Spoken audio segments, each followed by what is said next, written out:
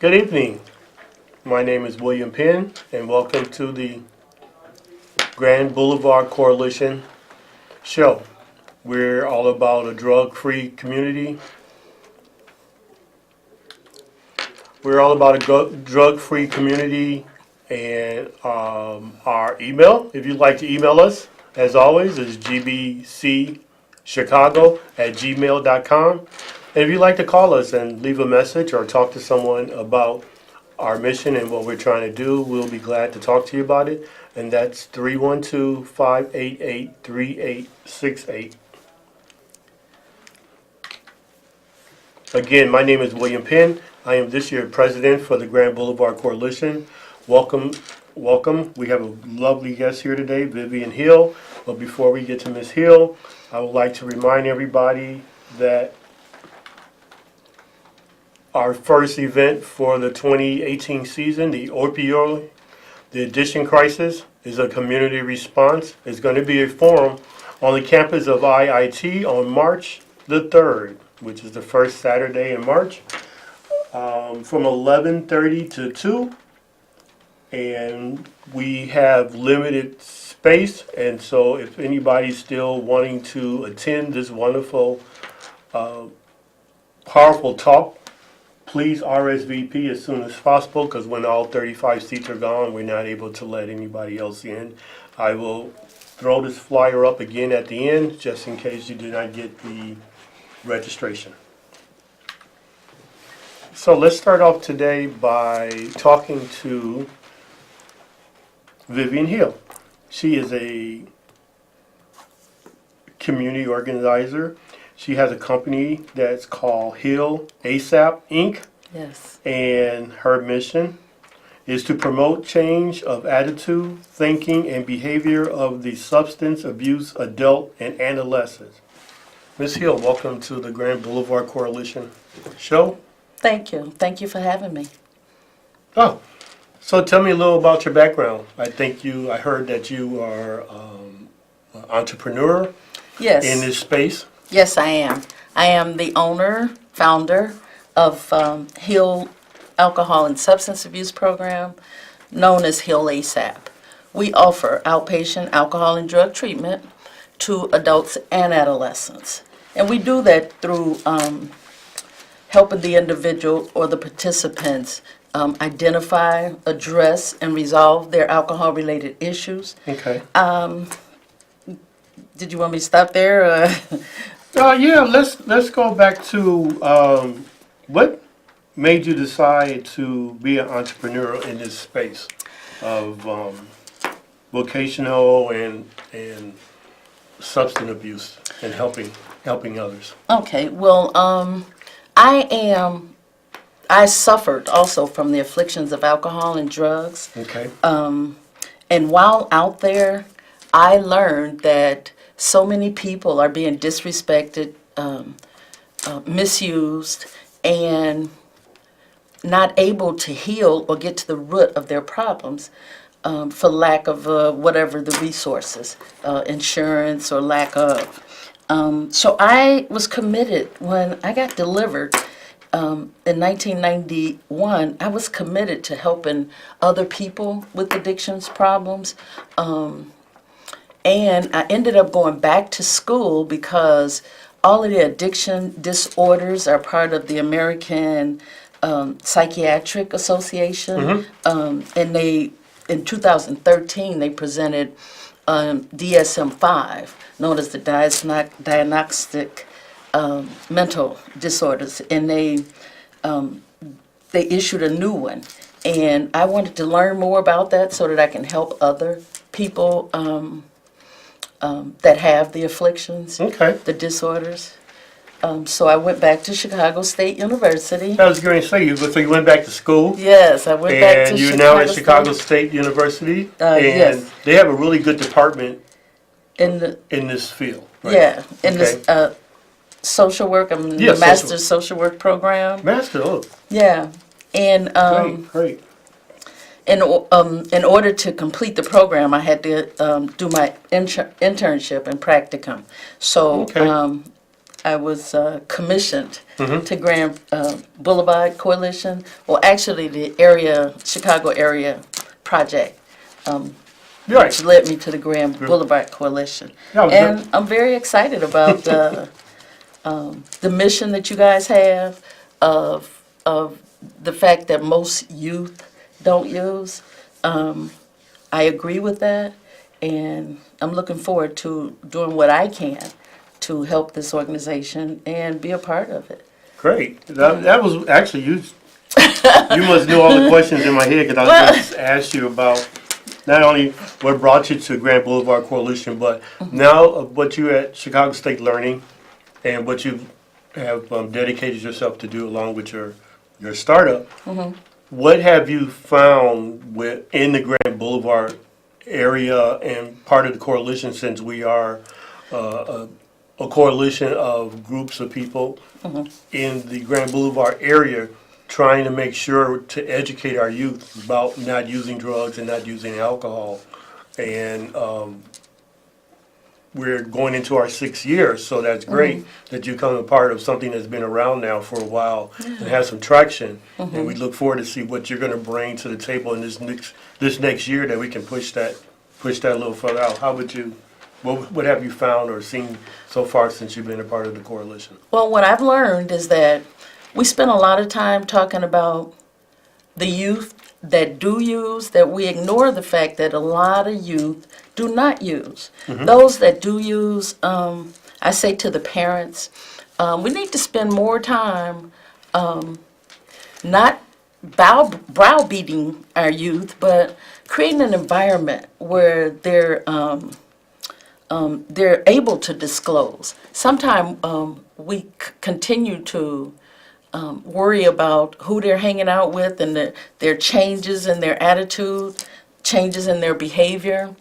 But we forget to look at what's happening at home, looking in the medicine cabinet, because most of our addicted youth, those that do use, they start at home in the medicine cabinet, taking prescriptions that their parents have. Okay. So do you see that, so on that note, do you see that there are parents that maybe have these problems, and so our kids, I mean, I'm a parent myself, Yes. kind of mimic what they see? So if I was unfortunately doing alcohol or maybe drugs or smoking marijuana or any of those type of things, that my kids might pick that up because they think it's cool or something to do? Or Absolutely. is it mental? Absolutely. It is mimicked by what they see. Okay. Our youth do what we see, not what we say. Okay. And Oh, we really? start Okay. them early as kids. We every time they have discomfort, we immediately pop a pill in their mouth or give them some type of medication. Instead of letting them know that it's okay to be uncomfortable, letting Okay. them know it's okay to have discomfort. So we start at an early age teaching them that when they're not comfortable, when they feel pain, that they have to grab something. So yeah, we as parents have to create that environment where they're able to disclose, where they're able to talk about what's going on with them, and not just medicate them. And they watch us. If we're medicating every time we have an ache Right. or pain, every time we have something, if we reach for the medicine cabinet, they're going to do the same thing. Okay. That sounds very powerful. So what would you say parents need to do with their children now? Is it more sitting down and talking to them? So, back when I was growing up, you had to talk, and the talk was about sex and something totally different. Yeah. Alcohol, cigarettes, and drugs wasn't part of it. Should that be part of the conversation now with kids, with yeah. parents and their kids, and just overall? Yes, I agree. And I think that we have lost that quality time with our children. In fact, we've lost an entire generation of children. But we've lost that quality time with all this high technology and with them on the phones and on the computers all day and night. I remember growing up, there was a time we had to sit at the kitchen table and communicate with family members, Right. siblings and parents. And we couldn't do the sniggling, laughing, and all of that. It was a family time. And I think we've okay. gotten away from that. Yeah, well, I agree. I still do it in my house. Yeah, So, except for tonight because I'm here on TV. And anybody who wants to give us a call and ask any questions to the Grand Boulevard Coalition half hour, please, Go to other. hold on, here we go. Please call 312-588-3868. We're back. Yes, we are back. We're back. Okay. Well, coming up, which let's talk about the opioid addiction crisis, the community response. So the Grand Boulevard Coalition is partnering with several large agencies around the state of Illinois to try to bring this home to our community in a forum where people can get educated and learn more about the opioid crisis. Is there something that you can speak on that, not so much the summit that we're having, but about that crisis and what have you seen over the last 4 or 5 years? Have the age, with pain pills being more readily dispensed, right? Mm-hmm. And we have our kids are becoming athletes at such a younger age that now taking care of those pain today might be an aspirin. Of course, if you break a bone, it might be a little more just to put them out in comfort. Right. How to keep them from being getting caught up in this crisis that is now going on. Have you seen much in that area? Yes, William, and as I disclosed earlier, there is an epidemic Okay. of opioid use, and it is because it's readily available.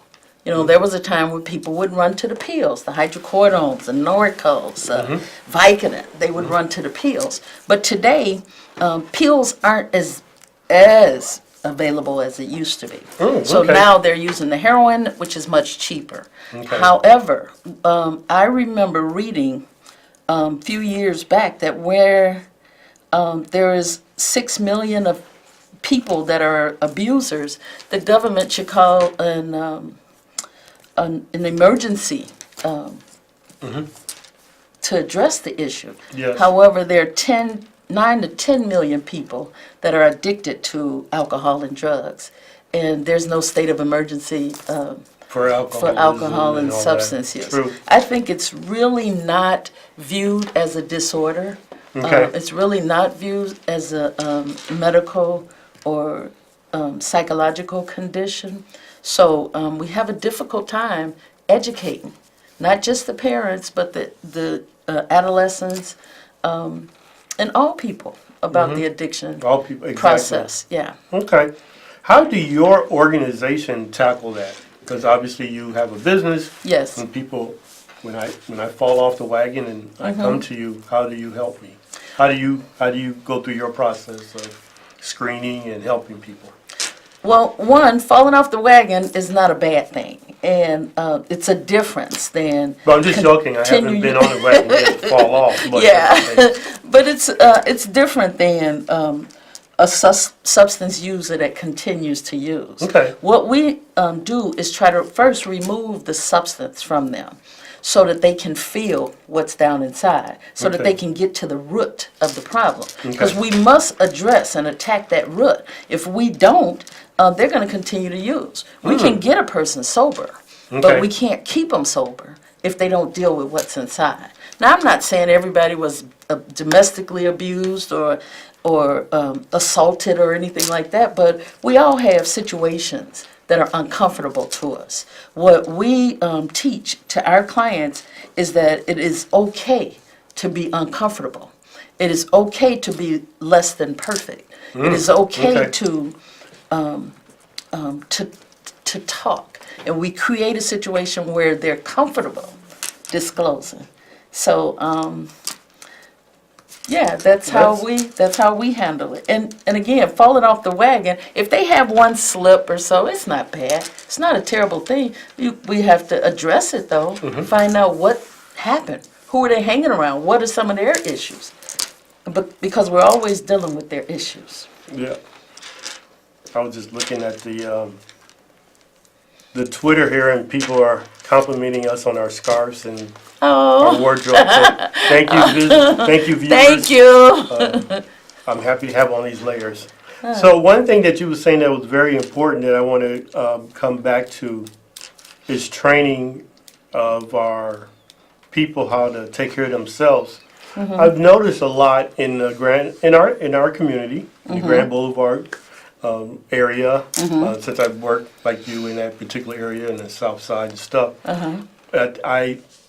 Post-traumatic stress syndrome. Is that how did I say it correctly? Or Well, it's PD? post-traumatic stress disorder. Disorder. Yeah. I might get that too. PTSD. Right. Yeah. So our kids who are in grade school and high school, they're saying now showing signs of that, and so with that in their psyche, they're now getting prescribed these particular maybe pain pills or whatever. If they are, obviously, like you said, they have insurance that they can go to a doctor, but when they decide to self-medicate, which is either with drugs or alcohol, how do we kind of stop that, or is that something that you see in your organization that has flourished to even bring this opioid crisis more to the forefront? Well, I'm not an MD, so I cannot tell you what someone should. That's your next degree after you. Yeah, I'm moving toward it. Definitely. I'm in no position Okay. to tell a person what they should and should not do, especially someone that has a disorder of post-traumatic stress. However, their physician or Well, yeah, psychologist right. prescribe for them is what they should follow through with. Now, we, again, we help the people, one, get rid of the problems, and then get rid of the substance use, and then try to address the problems. Being a substance abuser myself, Okay.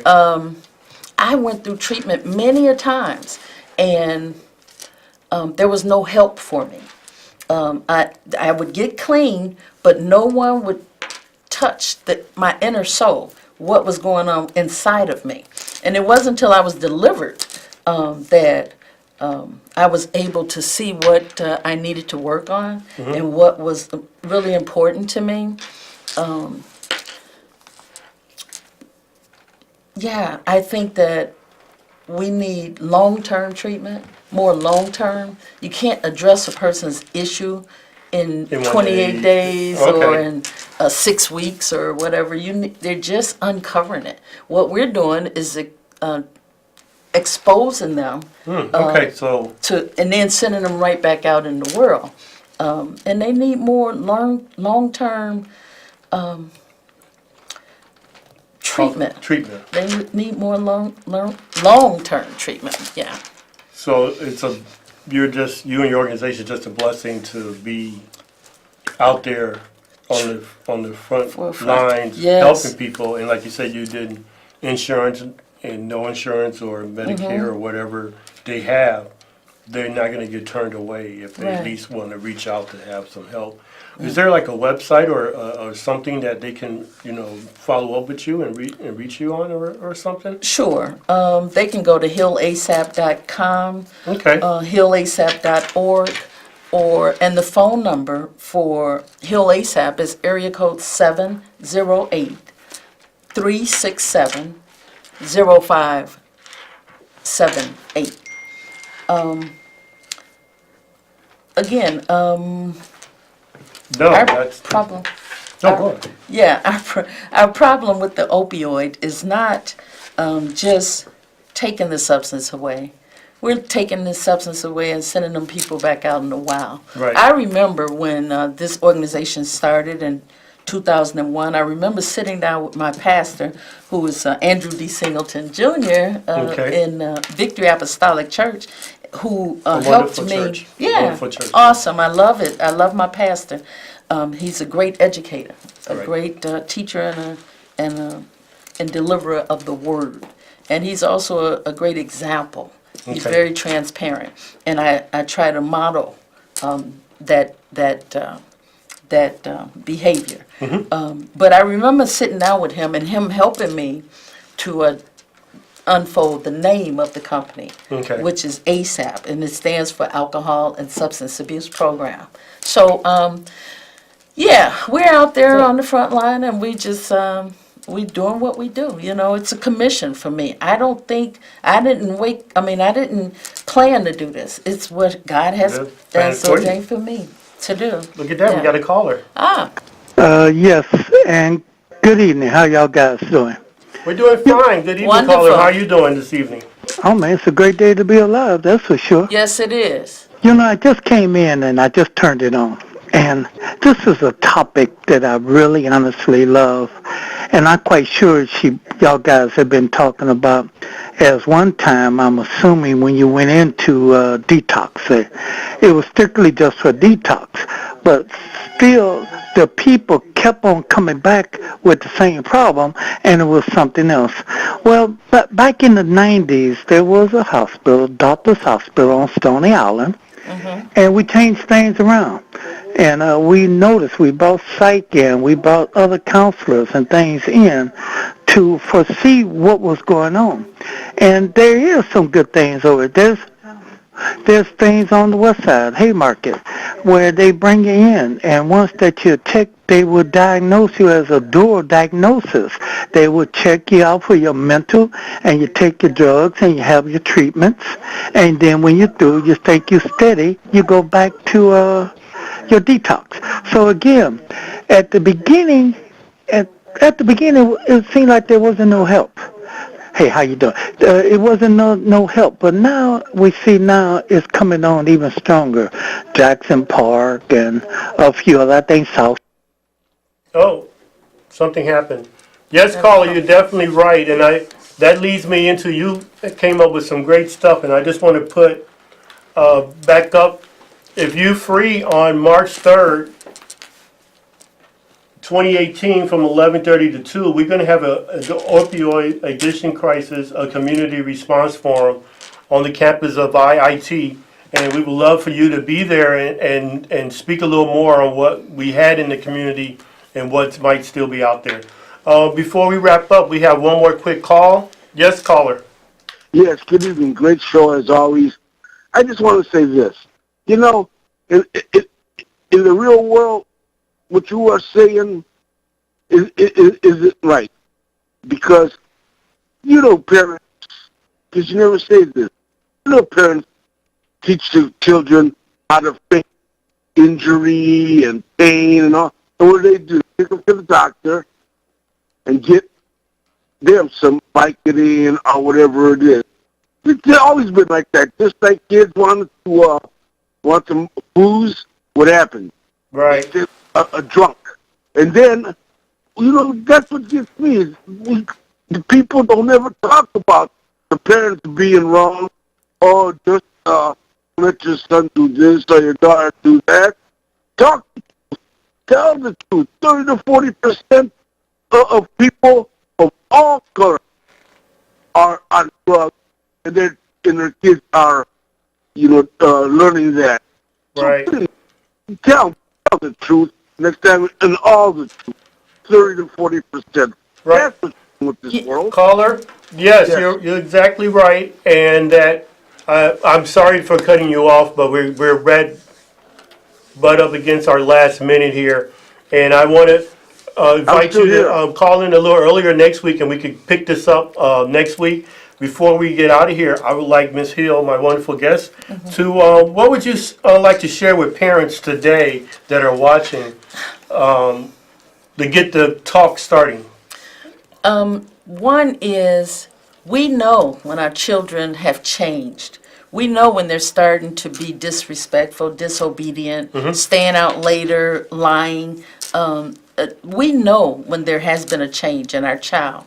What we need to do is right then and there create an environment where they're able to talk, where they're able to disclose what's really going on with them. Because sometimes it could just be bullying, it could be all sorts of things. So I say to the parents,